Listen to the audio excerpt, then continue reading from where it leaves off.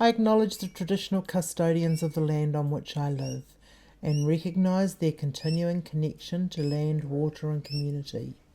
I pay respects to the Kombururi and Yungambath peoples, elders, past, present and emerging. I did not find any information around my local area.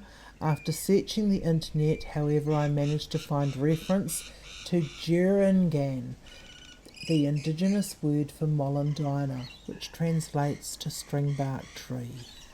Looking closely at my local park with its tall stringbark trees and paperbark trees gave me an idea of how the landscape may have been used and looked prior to westernisation.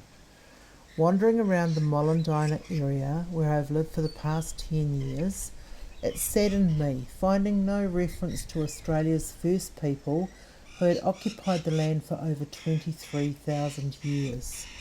This made me reflect back on colonial domination and my white privileged upbringing.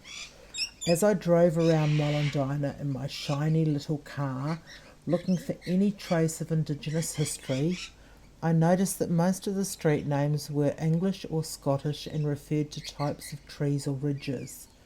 Thinking about colonisation, I noted and photographed the street names, wondering if some of the names had hidden agendas, like Breakspear Road and Bloodwood Crescent. This made me reflect back on the invasion, Indigenous resistance, and blood that was spilt on the land during its so-called colonisation, invasion, and ongoing colonial domination. My upbringing in a white working class family with the ability to easy access education now made me aware of my fair-skinned privilege. Always being told I would go far in life was an advantage. I now realise that being adopted into a family with Western comforts was in many ways a privilege. However, being removed from my birth family makes me feel robbed and disconnected with my past. The only reference to the Gold Coast First People is over the highway at Griffiths University, where beautiful Indigenous artworks can be seen, Gamari Learning Support Centre can be found, and a reserve where native frogs have their breeding grounds protected. I felt at peace listening to the frogs croak and the birds sing. It feels positive to see a colonial institution with Western learning somewhat honouring its commitment to incorporate Indigenous culture into its curriculum.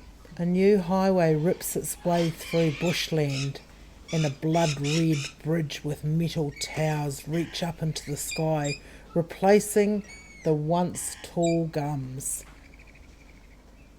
Compulsory acquisition of 43 hectares in 1998. A small plaque. Land theft. Tokenistic gestures. Representative tolerance.